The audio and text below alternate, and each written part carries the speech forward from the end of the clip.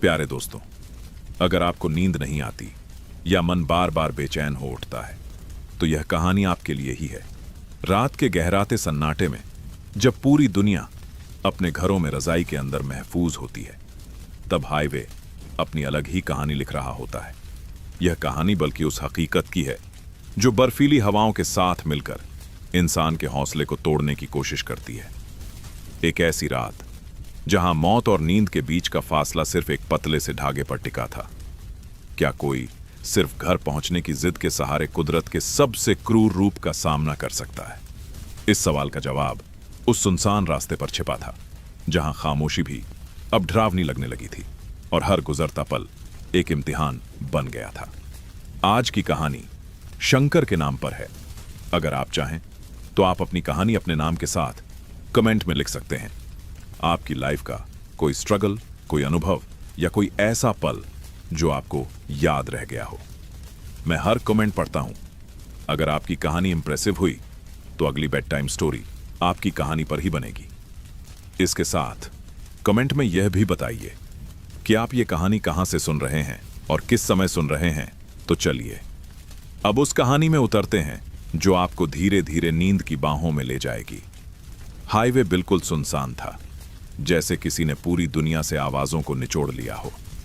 शंकर ने अपनी भारी भरकम ट्रक को सड़क के किनारे धीमी रफ्तार में उतारते हुए ब्रेक लगाया। टायरों की घरघराहट बंद होते ही वहां सिर्फ हवा की साई साई गूंजने लगी। यह दिसंबर की वो काली रात थी जब आसमान से ओस नहीं बल्कि बर्फ जैसी अदृश्य सुइयां बरस रही थीं। शंकर अपनी सीट पर बैठा रहा। स्टीयरिंग व्हील पर उसकी पकड़ अभी भी मजबूत थी, लेकिन उसकी हथेलियां सुन्न हो रही थीं। उसने सामने देखा, दूर तक सिर्फ घना कोहरा और अंधेरा फैला हुआ था।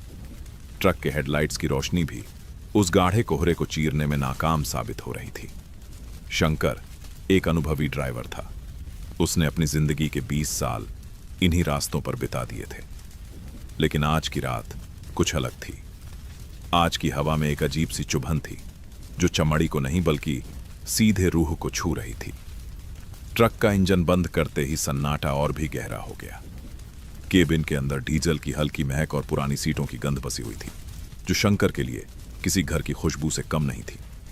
उसने अपनी जैकेट की चेन को गले तक ऊपर खींचा, लेकिन वो जैकेट इस जानलेवा ठंड को रोकने के लिए काफी नहीं थी। बाहर का तापमान शून्य के करीब पहुंच रहा था और लोहे का बना वो ट्रक अब धीरे धीरे एक बर्फ के बक्से में तब्दील हो रहा था। शंकर ने अपनी दोनों हथेलियों को आपस में रगड़ा और फूंक मारकर उन्हें गर्म करने की कोशिश की, लेकिन सांसें भी भाप बनकर हवा में जम रही थीं। उसे घर की याद आने लगी। उसका छोटा सा घर जहां चूल्हे की आग जल रही होगी और बच्चे उसके आने का इंतजार कर रहे होंगे। यही वो ख्याल था जो उसे इस वीरान सड़क पर अकेले रहने की हिम्मत दे रहा था। उसने ट्रक के शीशे से बाहर झांका। दूर दूर तक कोई रोशनी नहीं, कोई ढाबा नहीं, कोई इंसानी आहट नहीं। सिर्फ वो था, उसका ट्रक था और चारों तरफ फैला हुआ बेइंतहा अंधेरा था। सड़क के किनारे खड़े पेड़ भी ऐसे लग रहे थे जैसे ठंड से ठिठुरकर काले भूतों की तरह खड़े हों। शंकर को पता था कि यहां रुकना खतरनाक हो सकता है, लेकिन उसकी आंखों में नींद का बोझ इतना ज्यादा था कि पलकें उठाना मुश्किल हो रहा था। उसने सोचा कि बस कुछ देर के लिए आंखें बंद कर लेगा तो शायद शरीर को थोड़ी राहत मिल जाए। लेकिन उसे अंदाजा नहीं था कि यह रात उसे राहत देने के मूड में बिल्कुल नहीं थी। हाईवे का यह सूनापन उसे डरा नहीं रहा था, बल्कि उसे अंदर से खोखला कर रहा था। अकेलेपन का एहसास ठंड से भी ज्यादा तेज चुभता है। यह बात आज शंकर को समझ आ रही थी। उसने अपनी सीट को थोड़ा पीछे झुकाया और पैरों को सिकोड़ लिया।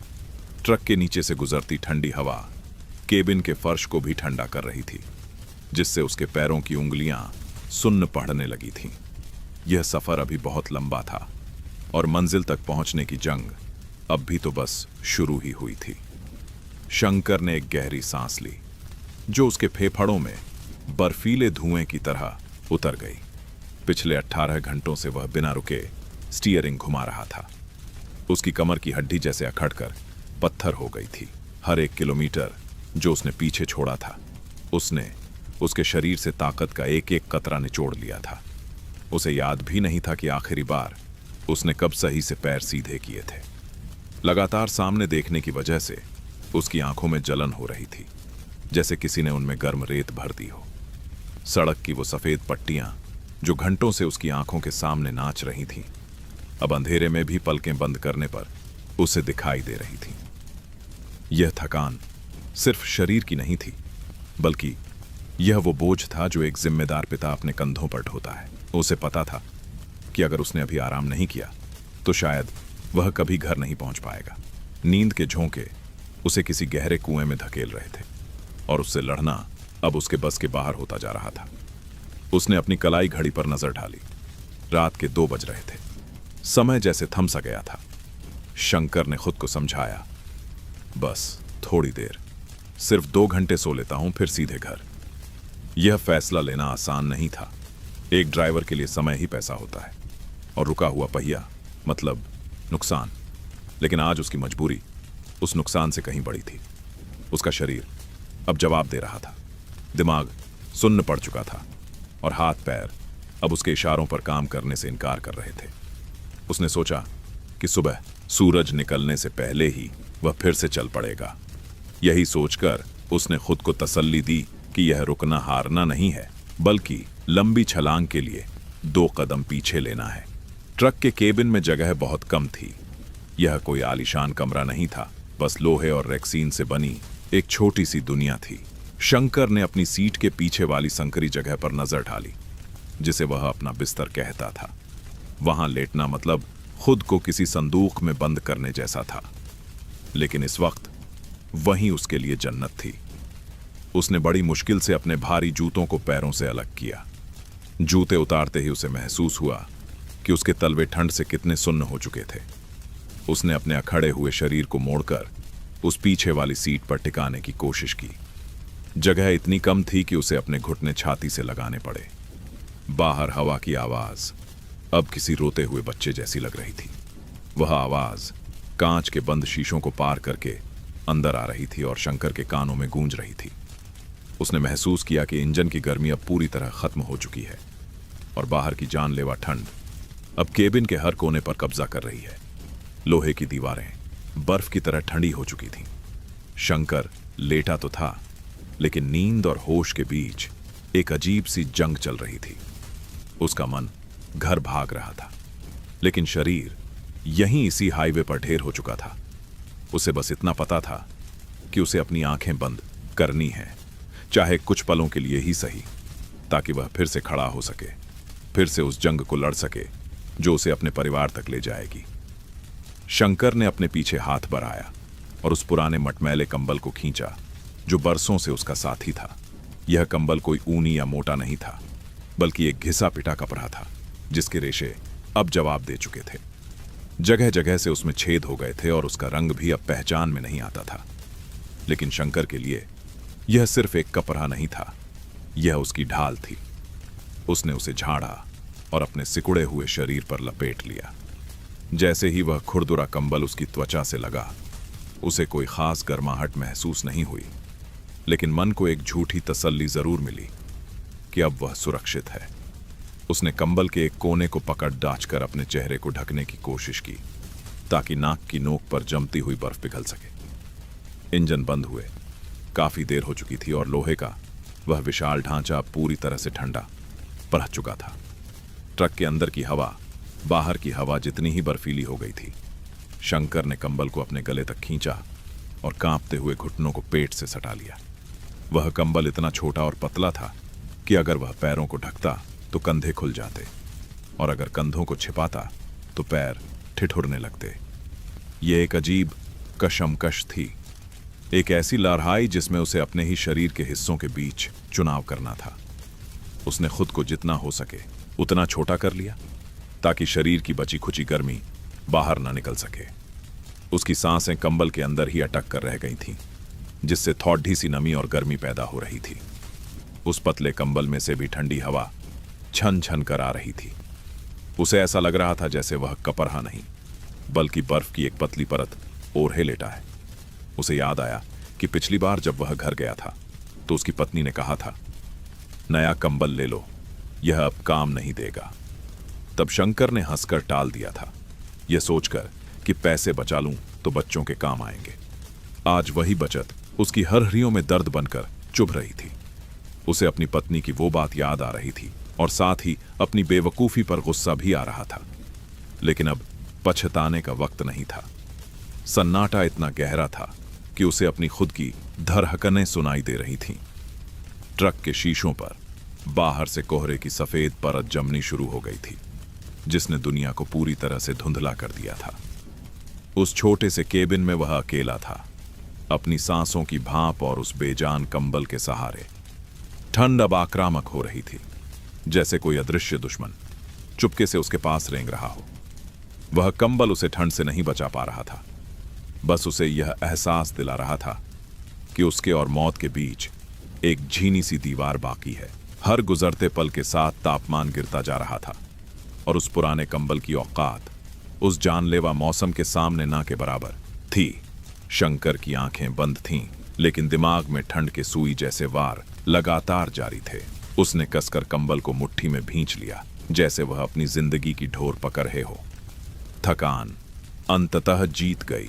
शंकर की आंखों के सामने का अंधेरा अब सपनों की दुनिया में बदल रहा था। उसके शरीर ने ठंड से लड़ना बंद कर दिया था और नींद के आगे घुटने टेक दिए थे। यह कोई साधारण नींद नहीं थी, यह बेहोशी जैसी गहरी नींद थी जो कई रातों की जाग और हजारों किलोमीटर के सफर का निचोड़ा थी। उसकी सांसें अब एक लय में चल रही थीं, भारी और गहरी।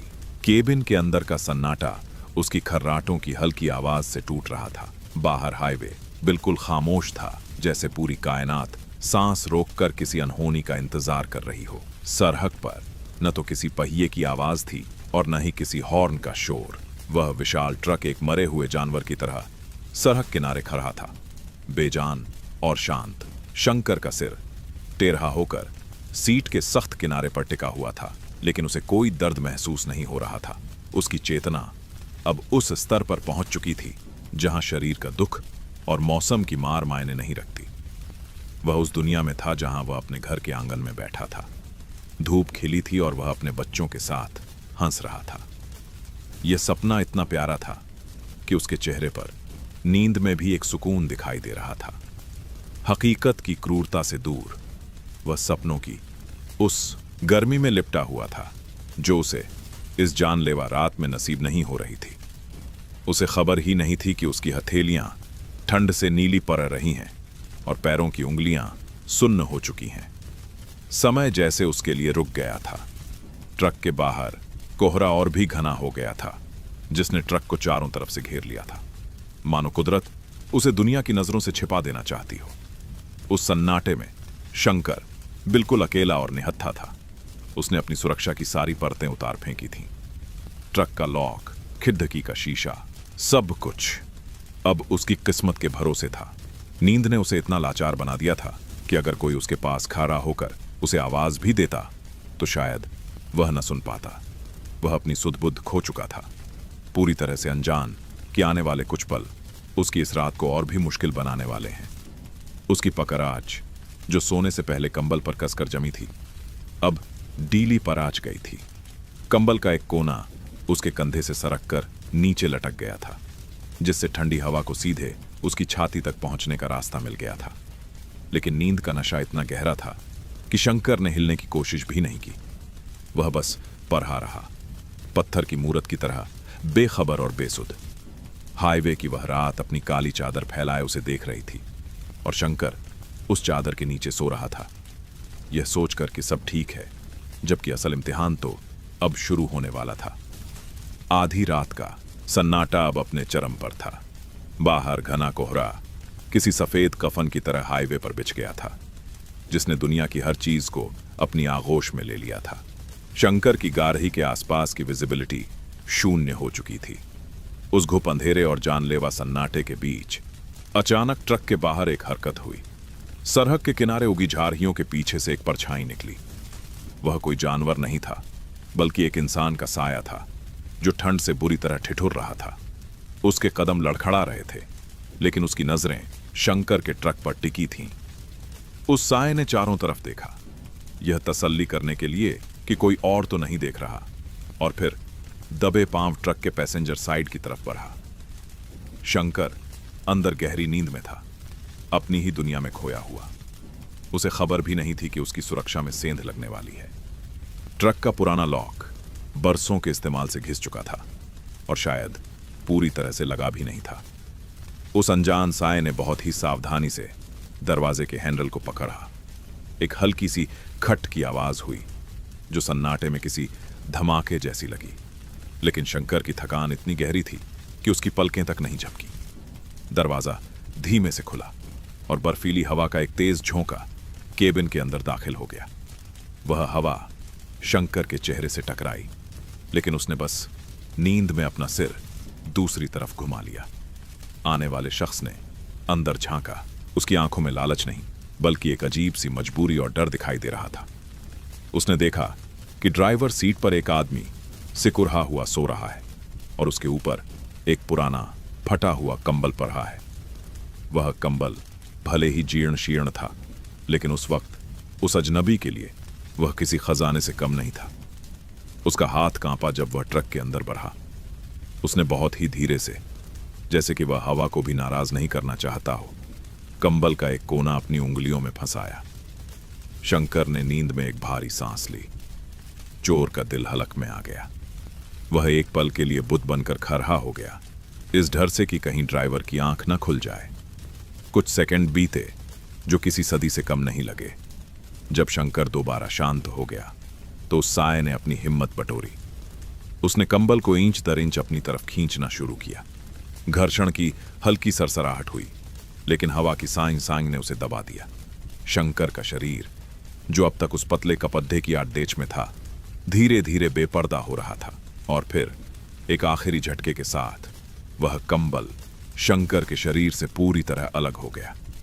उस साये ने कंबल को अपनी छाती से लगा लिया, जैसे उसे जिंदगी मिल गई हो, और बिना एक पल गंवाए कोहरे में गायब हो गया। पीछे रह गया तो सिर्फ खुला हुआ दरवाजा और ठिठुरता हुआ शंकर। उसे पता भी नहीं चला कि उसकी नींद की कीमत उसे अपनी एकमात्र ढाल गंवा कर चुकानी पड़ी थी। अब उसके और मौत जैसी ठंड के बीच कोई रुकावट नहीं थी। ट्रक का केबिन, जो कुछ देर पहले तक एक पनाहगार था, अब एक फ्रीजर में बदल चुका था, और शंकर अब भी बेखबर सो रहा था। उस खुले हुए दरवाजे से आती बर्फीली हवा ने शंकर के शरीर पर सीधा हमला बोला।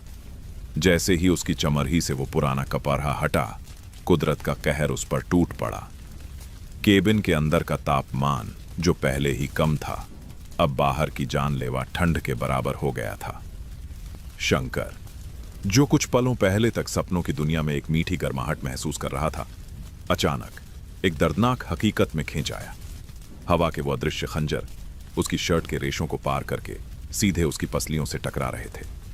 उसकी गहरी और शांत सांसें अब तेज और उखड़ी हुई हो गईं। नींद में ही उसका शरीर खतरे को भांप गया और उसने अपनी सुरक्षा के लिए संघर्ष शुरू कर दिया। शंकर ने अनजाने में ही अपने घुटनों को छाती में और जोर से दबाया, खुद को एक गठरी की तरह सिकोड़ा लिया। उसका हाथ, जो पहले कंबल को थामे हुए था, अब हवा में कुछ टटोलने लगा।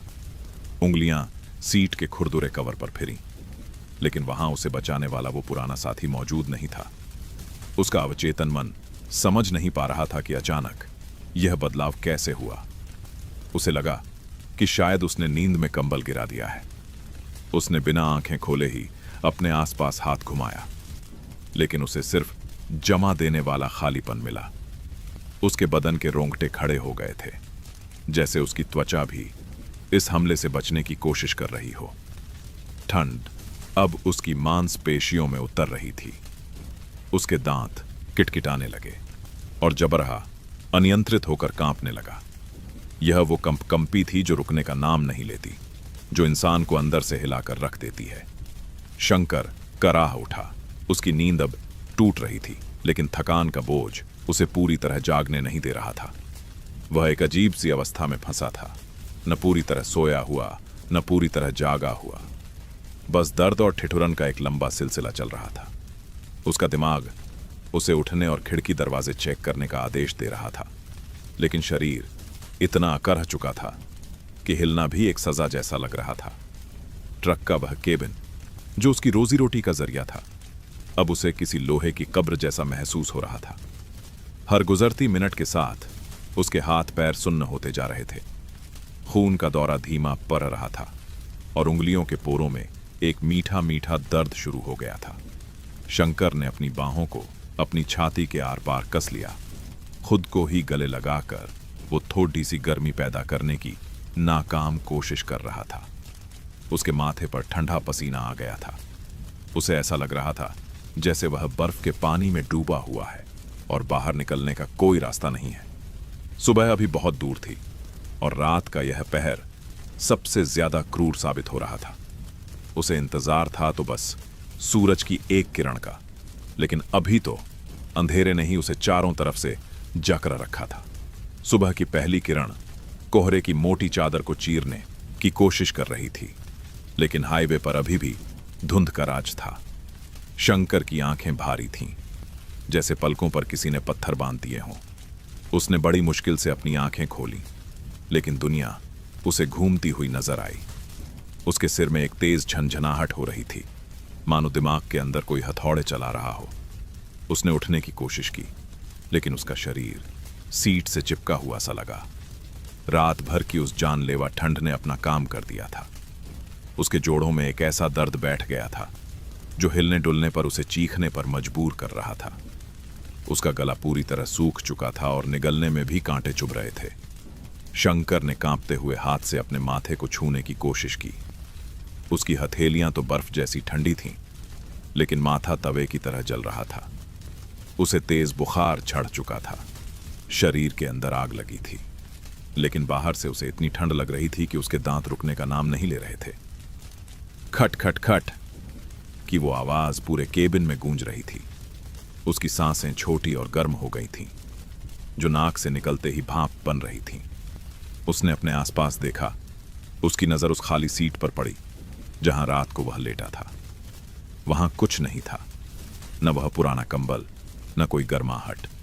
उसे कुछ पल के लिए समझ ही नहीं आया कि क्या हुआ। क्या उसने सपना देखा था, या वह कंबल कहीं गिर गया? उसने अपनी धुंधली नजरों से फर्श पर देखा, पेड़हल के पास देखा, लेकिन वहां सिर्फ धूल और ग्रीस के निशान थे। धीरे धीरे उसे एहसास हुआ कि उसका वो एकमात्र सहारा अब उसके पास नहीं है।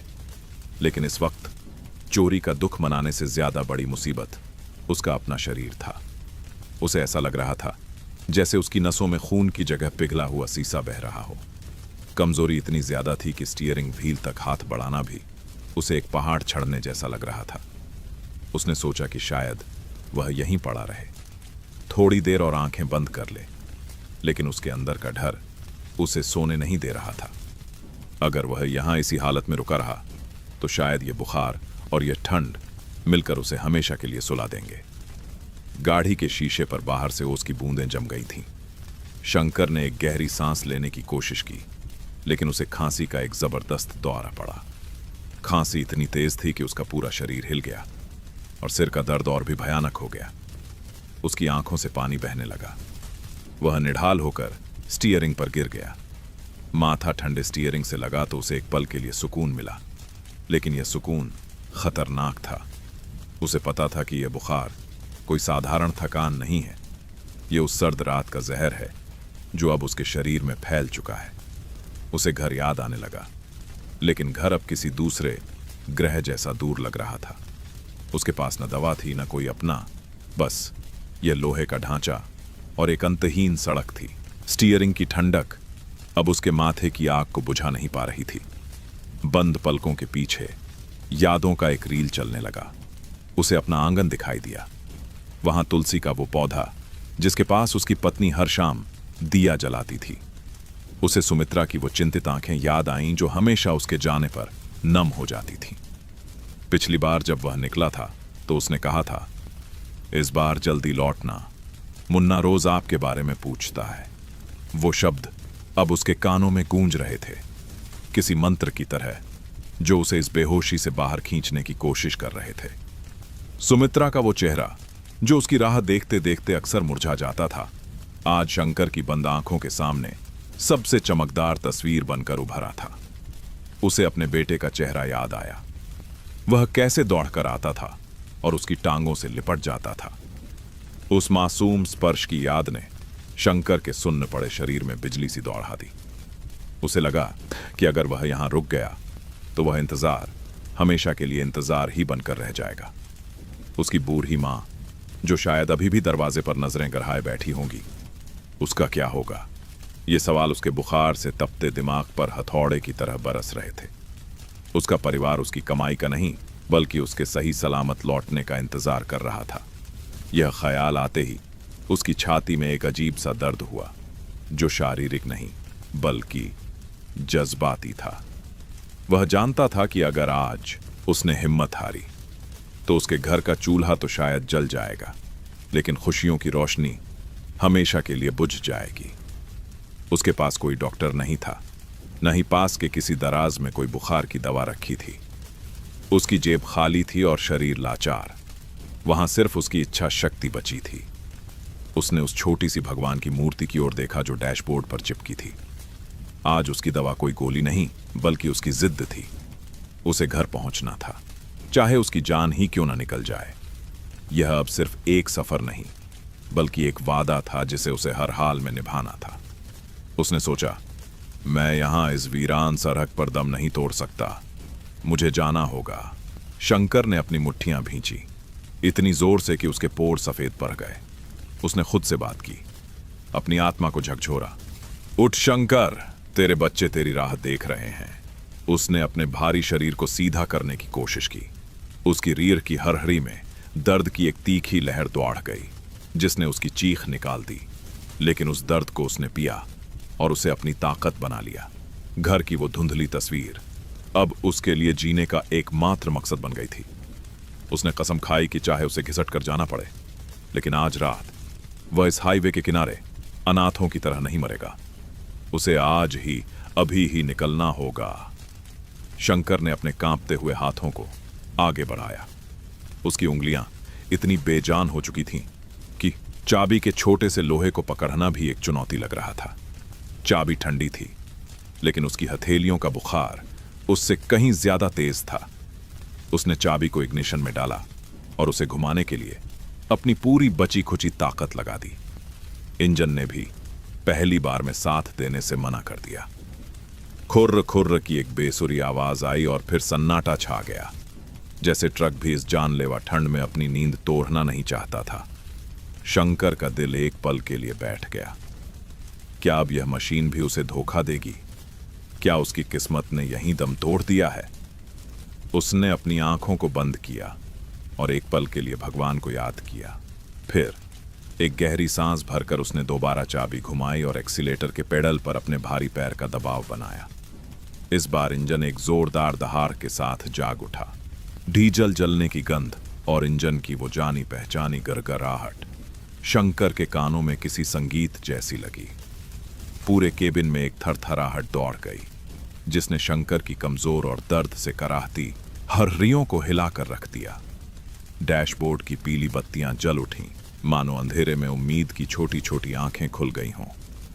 शंकर ने एक लंबी सांस ली, जो फिर से खांसी के एक भयानक दौरे में बदल गई। लेकिन उसने खुद को संभाला। उसने गियर लीवर को पकड़ा। वह लोहे का रॉड बिल्कुल बर्फ जैसा था, जिसे छूते ही करंट सा लगता था। उसने अपनी पूरी शारीरिक क्षमता लगाकर क्लच दबाया और पहला गियर डाला। उसके कंधे में एक तेज टीस उठी, जैसे किसी ने नस खींच दी हो, लेकिन उसने दांत भींच लिए और उस दर्द को पी गया। क्लच से धीरे धीरे पैर हटाते ही वह विशाल वाहन रेंगने लगा।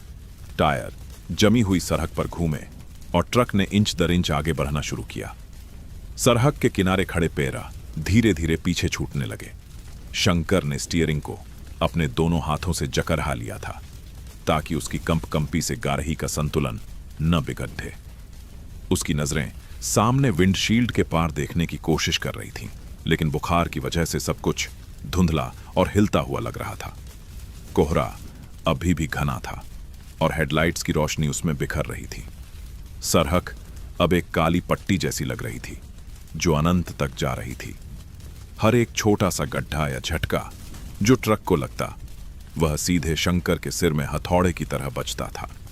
उसका सिर चकरा रहा था और आंखों के आगे कभी कभी अंधेरा छा जाता था। ट्रक की रफ्तार बहुत धीमी थी, लेकिन वह चल रहा था। शंकर को ऐसा महसूस हो रहा था जैसे वह ट्रक को नहीं, बल्कि अपने खुद के भारी और बीमार शरीर को खींच रहा है। उसके हाथ कांप रहे थे, पसीना माथे से बहकर आंखों में जा रहा था, लेकिन उसकी पकड़ ढीली नहीं पड़ी। उसे पता था कि अगर यह पहिया अब रुका तो उसकी सांसें भी शायद वहीं रुक जाएंगी। इंजन की गर्मी धीरे धीरे केबिन में आ रही थी, लेकिन शंकर के अंदर की ठंड अभी भी उसकी रूह को जकड़े हुए थी। हर गुजरता किलोमीटर उसे एक जीत जैसा लग रहा था, लेकिन साथ ही उसकी ताकत को दीमक की तरह चाट रहा था। यह सफर अब मीलों में नहीं, बल्कि हिम्मत के एक एक पल में नापा जा रहा था। ट्रक की रफ्तार भले ही धीमी थी, लेकिन शंकर के लिए यह गति भी किसी तूफान से कम नहीं थी। सड़क सीधी थी, मगर उसकी नजरों में वह सांप की तरह लहरा रही थी। बुखार ने उसके दिमाग का संतुलन बिगाड़ दिया था। हर 100 मीटर के बाद उसे लगता कि ट्रक सड़क से नीचे उतर रहा है, और वह हबड़ाकर स्टीयरिंग को जोर से विपरीत दिशा में घुमा देता। यह उसका भ्रम था, लेकिन यह भ्रम इतना असली था कि उसका दिल हर बार मुंह को आ जाता। उसके हाथ अब सिर्फ कांप नहीं रहे थे, बल्कि झटके खा रहे थे। पसीना उसकी आंखों में घुस रहा था, जिससे जलन और धुंधलापन दोनों बढ़ रहे थे। वह बार बार अपनी पलकें झपकाता, सिर को जोर से झटकता ताकि नींद और बेहोशी का वह जाला साफ हो सके, लेकिन वह जाला मकड़ी के जाल की तरह और कसता जा रहा था। हाईवे अब बिल्कुल बेरहम हो चुका था। सड़क पर जगह जगह गड्ढे थे, जिन्हें वह अपनी धुंधली नजरों से देख नहीं पा रहा था। जैसे ही ट्रक का पहिया किसी गड्ढे में गिरता, पूरे केबिन में एक जोरदार झटका लगता। वह झटका शंकर की रीढ़ की हड्डी से होते हुए सीधे उसके भेजे में धमाके की तरह गूंजता। दर्द की वजह से उसके मुंह से एक दबी हुई चीख निकल जाती। उसका पेट मरोड़ रहा था, जैसे अंदर की आंतें एक दूसरे में उलझ रही हों। उसे उल्टियां महसूस हो रही थीं, लेकिन पेट खाली था, इसलिए सिर्फ कडीडी अछवा पानी हलक तक आकर रह जाता। उसे समझ आ गया था कि वह इस हालत में लगातार नहीं चला पाएगा। मजबूरी में उसे ट्रक को सड़क किनारे कच्ची मिट्टी पर उतारना पड़ा। टायरों के नीचे की बजरी चरमराई और ट्रक एक भारी झटके के साथ रुक गया। शंकर ने स्टीयरिंग व्हील पर अपना सिर टिका दिया। पूरा केबिन उसके सिर के साथ घूम रहा था। उसे लगा जैसे वह किसी गोल झूले पर बैठा है जो रुकने का नाम नहीं ले रहा। उसने अपनी जेब टटोली, शायद पानी की कोई बोतल मिल जाए, लेकिन वहां कुछ नहीं था। उसका गला रेगिस्तान की तरह सूखा था। वह चाहता था कि कोई गुजरती हुई गाड़ी उसे देख ले, शायद कोई रुक कर उसे पानी दे दे या पूछ ले कि भाई क्या हुआ। लेकिन हाईवे वीरान पड़ा था। दूर दूर तक किसी हेडलाइट की रोशनी नहीं थी। यह सन्नाटा उसे डरा रहा था। ऐसा लग रहा था जैसे पूरी दुनिया ने उसे उसके हाल पर छोड़ दिया है। उसने साइड मिरर में देखा। अंधेरे में उसे अपनी ही परछाई किसी अजनबी जैसी लगी। उसकी आंखें अंदर धंस गई थीं और चेहरा पीला पड़ा हुआ था। उसे अपने शरीर से नफरत होने लगी, जो उसका साथ नहीं दे रहा था। बस थोड़ा और शंकर, बस थोड़ा और, वह बड़बड़ाया। आवाज उसके गले से मुश्किल से निकली। उसने खिड़की का कांच थोड़ा नीचे किया ताकि बाहर की ठंडी हवा उसके तपते चेहरे को छू सके। हवा का वह झोंका किसी कोढ़े की तरह लगा, जिसने उसकी कंपी को और बढ़ा दिया, लेकिन उस दर्द ने उसे बेहोश होने से बचा लिया। उसे पता था कि अगर वह यहां ज्यादा देर रुका तो शायद उसका दिल धड़कना बंद कर दे। यह रुकना आराम के लिए नहीं था, बल्कि यह एक तरह की हार थी जिसे वह स्वीकार नहीं कर सकता था।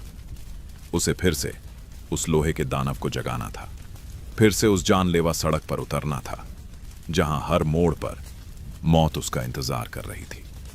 आगे का रास्ता और भी वीरान लग रहा था, लेकिन तभी उसे कोहरे की मोटी दीवार के बीच एक मध्यम सी पीली रोशनी टिमटिमाती हुई दिखाई दी।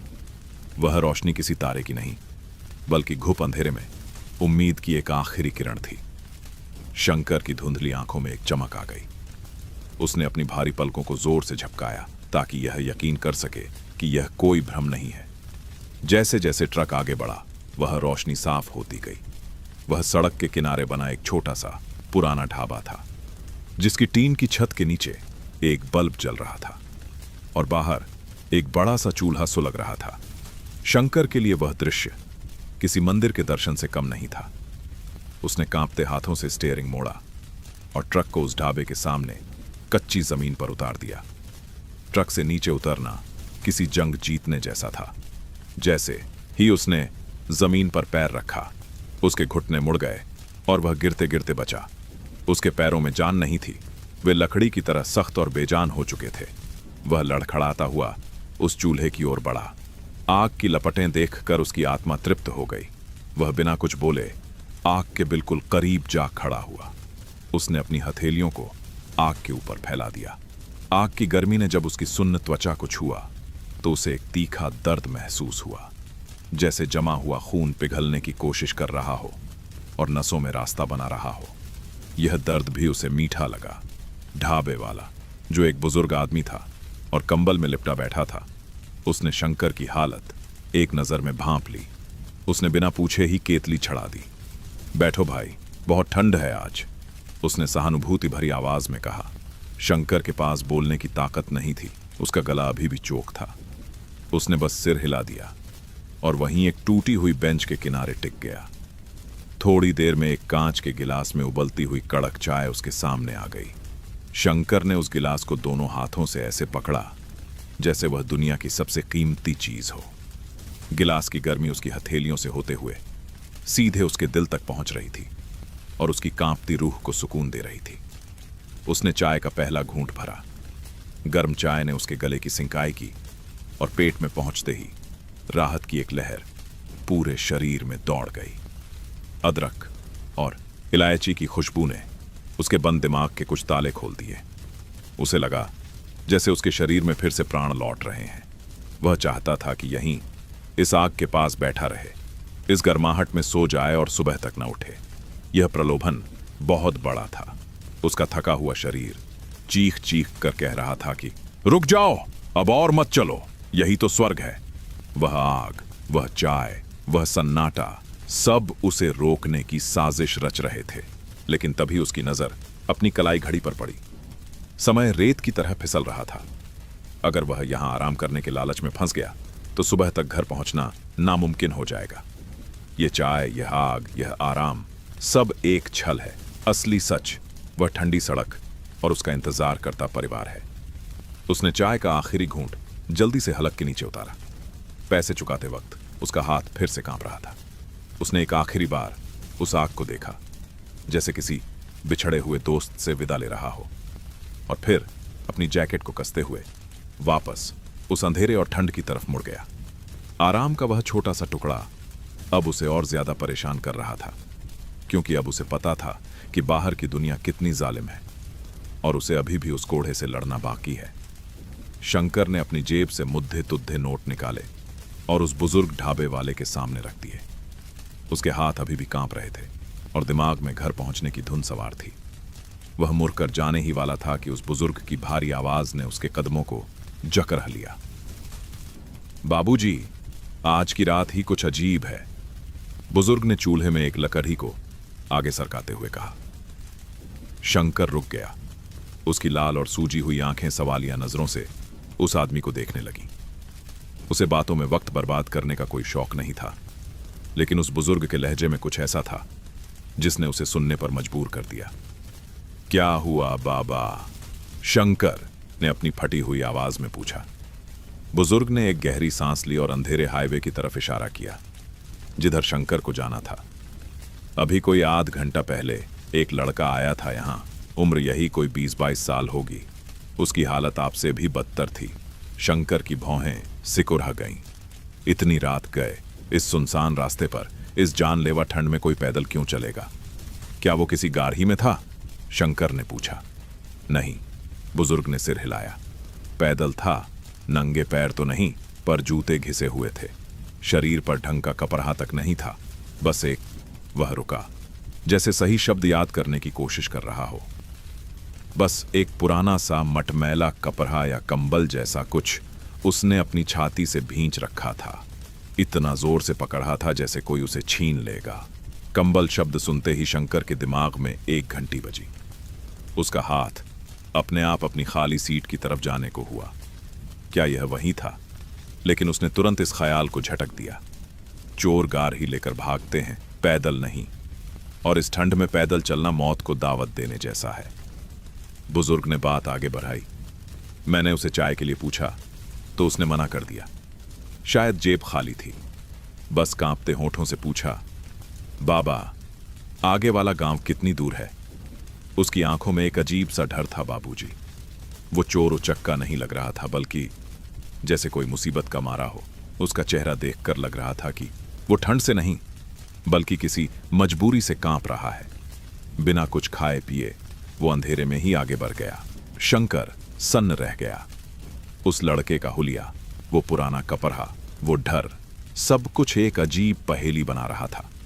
कहीं ना कहीं उसके दिल में एक शक पैदा हुआ, लेकिन उसका बुखार से तपता दिमाग उसे जोर नहीं पा रहा था। उसे गुस्सा आना चाहिए था कि उसका कंबल चोरी हुआ, लेकिन उस बुजुर्ग की बातों ने उस चोर की एक ऐसी तस्वीर बना दी थी जो नफरत के लायक नहीं, बल्कि दया के लायक थी। एक लड़का जो इस बर्फानी तूफान में सिर्फ एक फटे हुए कपड़े के सहारे पैदल चल रहा है। यह सोचकर ही शंकर की रीढ़ में सिहरन दौड़ गई। खैर, आप संभल कर जाना, बुजुर्ग ने कहा। रास्ता खराब है और मौसम जानलेवा। शंकर ने सिर हिलाया, लेकिन उसका दिमाग अब उस अनजान लड़के पर अटक गया था। वह कौन था? और वो पुराना कपड़ा क्या वाकई शंकर का कंबल था?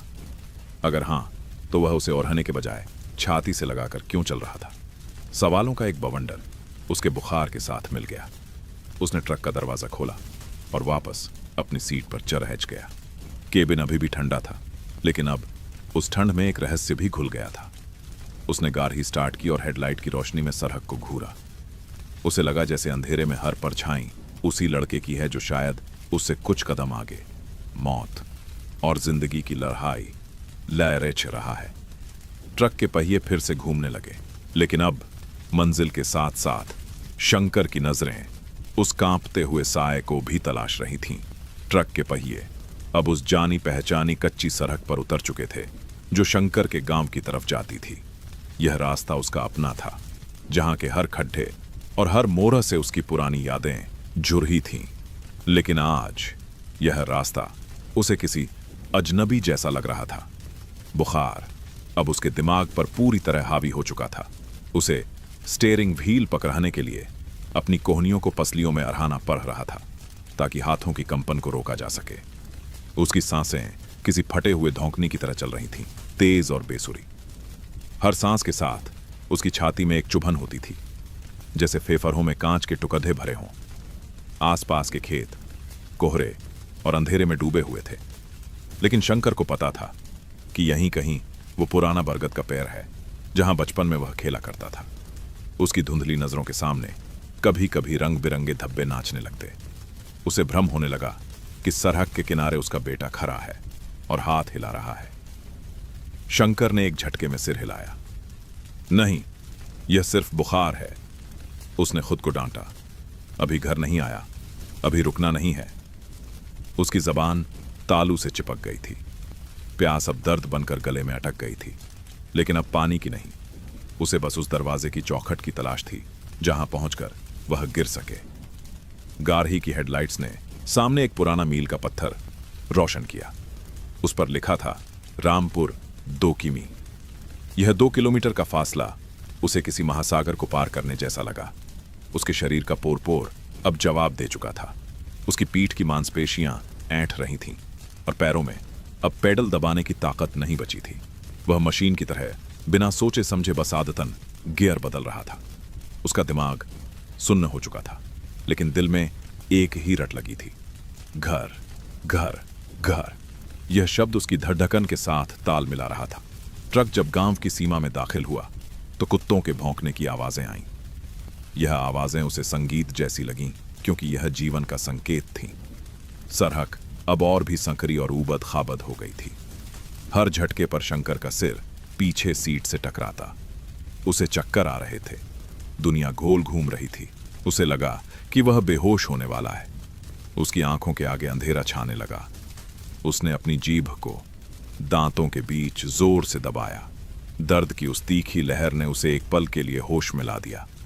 उसने खुद से वादा किया था कि वह बच्चों से मिलेगा, पत्नी के हाथ का खाना खाएगा।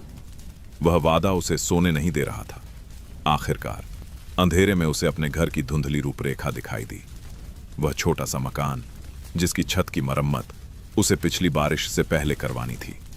वहां कोई रोशनी नहीं थी, शायद सब सो रहे थे, लेकिन शंकर के लिए वह अंधेरा मकान ही सबसे बड़ा प्रकाश स्तंभ था। उसने कांपते हाथों से ट्रक को घर के सामने वाले खाली मैदान की तरफ मोड़ा। इंजन की आवाज रात के सन्नाटे में बहुत तेज लग रही थी, लेकिन उसे परवाह नहीं थी। उसने हैंड ब्रेक खींचा। खटाक की आवाज के साथ ट्रक रुक गया। शंकर ने स्टीयरिंग छोड़ दा और एक लंबी गहरी सांस ली। वह पहुंच गया था। उसका शरीर अभी भी सीट पर था, लेकिन उसकी आत्मा मानो उड़ाच कर घर के अंदर पहुंच चुकी थी। जंग जीत ली गई थी, लेकिन इसकी कीमत उसके शरीर ने पूरी तरह चुका दी थी। अब बस उसे उस दरवाजे तक घिसट कर जाना था जो उसे दुनिया की हर मुसीबत से बचा सकता था। ट्रक के केबिन से नीचे उतरना किसी पहाड़ से कूदने जैसा था। शंकर के पैर जमीन पर पड़ते ही मुड़ गए और वह घुटनों के बल गीली मिट्टी पर गिर पड़ा। उसके मुंह से एक कराह निकली, लेकिन उसने हार नहीं मानी। उसने ट्रक के टायर का सहारा लेकर खुद को खराहा किया। उसका शरीर आग की भट्टी की तरह तप रहा था, लेकिन घर के इतने करीब होने का एहसास उसे गिरने नहीं दे रहा था। वह लरखराते कदमों से अपने घर के पुराने लकड़ी के दरवाजे तक पहुंचा। उसने कांपते हुए हाथ से दरवाजे पर दस्तक दी। ठक ठक ठक। कुछ पलों का सन्नाटा रहा, फिर अंदर से पैरों की आहट सुनाई दी। कुंडी खुलने की आवाज आई और दरवाजा चचर्राहट के साथ खुल गया। सामने सुमित्रा खड़ी थी, हाथ में लालटेन लिए। लालटेन की रोशनी में शंकर का चेहरा देखते ही उसके हाथ से लालटेन छूटते छूटते बची। जी, आपकी ये क्या हालत है? वह चीख पड़ी। शंकर की आंखें अंदर धंसी हुई थीं, होंठ नीले थे और वह पूरी तरह से कांप रहा था। वह कुछ बोल नहीं पाया, बस सुमित्रा के कंधे पर अपना सिर टिका दिया। सुमित्रा ने तुरंत उसे संभाला, अपना कंधा दिया और उसे सहारे से अंदर आंगन में ले आई। घर के अंदर का माहौल शांत और गर्म था। सुमित्रा ने उसे आंगन में बिछी चारपाई पर लेटाया। शंकर ने जैसे ही अपनी पीठ सीधी की, उसकी हर्रियों ने राहत की सांस ली। सुमित्रा दौड़ाकर पानी लेने गई। शंकर की नजरें धुंधली थीं, लेकिन वह अपने घर की हर चीज को पहचान रहा था। तभी उसकी नजर पास वाली खटिया पर पड़ी, जहां उसका 8 साल का बेटा मुन्ना सो रहा था। मुन्ना के ऊपर जो चीज ओढ़ाई गई थी, उसे देखकर शंकर की सांस हलक में अटक गई। वह उसका वही पुराना मटमैला और फटा हुआ कंबल था, वही कंबल जो हाईवे पर उसके ट्रक से चोरी हुआ था। शंकर को लगा कि उसका बुखार दिमाग पर असर कर रहा है। यह कैसे हो सकता है? उसने अपनी आंखें मलकर दोबारा देखा। वही जले हुए छेद, वही किनारे की उधर ही हुई सिलाई, यह वही था। उसने कांपते हुए हाथ से इशारा किया। सुमित्रा पानी का गिलास लेकर लौटी तो शंकर ने मुश्किल से अपनी उंगली उठाई और फसफसाती आवाज में पूछा, ये कंबल कहां से आया? सुमित्रा ने कंबल की तरफ देखा और उसके चेहरे पर एक नरम भाव आ गया। उसने शंकर के माथे पर गीली पट्टी रखते हुए कहा, कल आधी रात की बात है। हम सब सो रहे थे कि दरवाजे पर किसी ने दस्तक दी। मैंने खोला तो देखा एक नौजवान इलाज का खा रहा था। उसकी हालत बहुत खराब थी, बिल्कुल आपकी तरह कांप रहा था। उसके पास कोई गर्म कपड़ा नहीं था सिवाय इस फटे हुए कंबल के, जिसे उसने अपनी छाती से लगा रखा था। शंकर की धड़ धड़कनें तेज हो गईं। वह बस सुनता रहा। सुमित्रा ने आगे बताया, मैंने पूछा कि कौन हो बेटा, क्या चाहिए? तो उसने कुछ नहीं मांगा, न खाना न पैसे। उसने बस यह कंबल मेरी तरफ बढ़ा दिया और कहा, माँ जी, मैं हाईवे से पैदल आ रहा हूं। इस कपराहे ने रास्ते भर मेरी जान बचाई है। अब मैं गांव पहुंच गया हूं, मुझे इसकी जरूरत नहीं। शायद आपके घर में कोई बच्चा हो जिसे इसकी ज्यादा जरूरत हो। मैंने बहुत रोका, चाय के लिए पूछा, पर वो रुका नहीं। बस इतना बोला कि कर्ज उतार रहा हूं और अंधेरे में चला गया। शंकर सन्न रह गया। उसकी आंखों से आंसू बहने लगे। वह गर्म आंसू उसके गालों से होते हुए तकिए पर गिरने लगे। वह जिसे चोर समझ रहा था, वह दरअसल एक मजबूर इंसान था। उस एलआरएचके ने कंबल चोरी किया था, लेकिन लालच में नहीं, बल्कि जिंदा रहने के लिए। और जैसे ही उसका मकसद पूरा हुआ, उसने वह जीवन दान किसी और को सौंप दिया। शंकर को याद आया ढाबे वाले की बात। वो चोर उचक्का नहीं लग रहा था। आज उस फटे हुए कंबल ने शंकर को इंसानियत का एक ऐसा पाठ पढ़ाया था जो कोई किताब नहीं सिखा सकती थी। वह कंबल अब सिर्फ एक कपड़ा नहीं था, वह उस अनजान मुसाफिर की ईमानदारी और मजबूरी की निशानी बन गया था, जिसने अपनी जान बचाने के बाद उसे वापस लौटा दिया था, शायद यह जानते हुए भी कि यह किसका था, या शायद सिर्फ इंसानियत के नाते। शंकर ने अपनी भारी पलकों को धीरे से मूंद लिया, लेकिन नींद अब उसकी आंखों से कोसों दूर थी। उसका शरीर बुखार से तप रहा था। हरहरियों में वो पुराना दर्द अभी भी टीस मार रहा था, जो उस जानलेवा सफर की देन था। लेकिन अजीब बात थी कि उसके मन में अब एक गहरी शांति थी, ऐसी शांति जो शायद उसे मखमली गद्दों पर भी नसीब नहीं होती। उसकी नजरें बार बार अपने बेटे मुन्ना पर जाकर टिक जाती थीं, जो उसी फटे हुए मटमैले कंबल में लिपटा बेसुध सो रहा था। वही कंबल जिसे खोने पर शंकर ने उस अनजान चोर को कोसने में कोई कसर नहीं छोड़ी थी। उसने हाईवे के उस सन्नाटे में उस चोर के लिए बद्दुआएं दी थीं, उसे अपराधी समझा था। लेकिन अब घर की इस सुरक्षित छत के नीचे उसे अपनी सोच पर शर्म आ रही थी। सुमित्रा उसके सिरहाने बैठी उसके माथे पर ठंडे पानी की पट्टियां रख रही थी। पानी की हर बूंद उसके तपते माथे को राहत दे रही थी, ठीक वैसे ही जैसे उस सच्चाई ने उसकी आत्मा को शीतलता दी थी। शंकर ने सोचा कि वह लारेचका, जिसने वो कंबल चुराया था, वह कोई अपराधी नहीं था। वह भी शायद किसी का बेटा था, किसी का भाई था, जो उस रात बस जिंदा रहना चाहता था।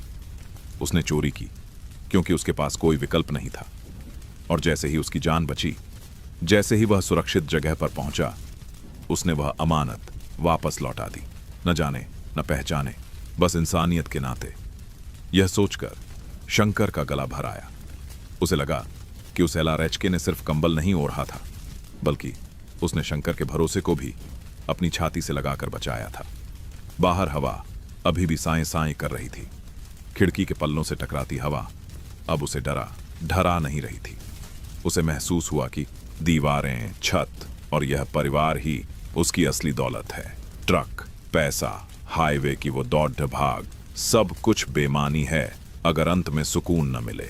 आज वह खाली हाथ लौटा था। जेब में ज्यादा पैसे नहीं थे, शरीर टूटा हुआ था, लेकिन उसे लग रहा था कि वह दुनिया का सबसे अमीर आदमी है, क्योंकि उसके पास एक ऐसा घर था जहां खोई हुई चीजें भी ईमानदारी के रास्ते वापस आ जाती थीं।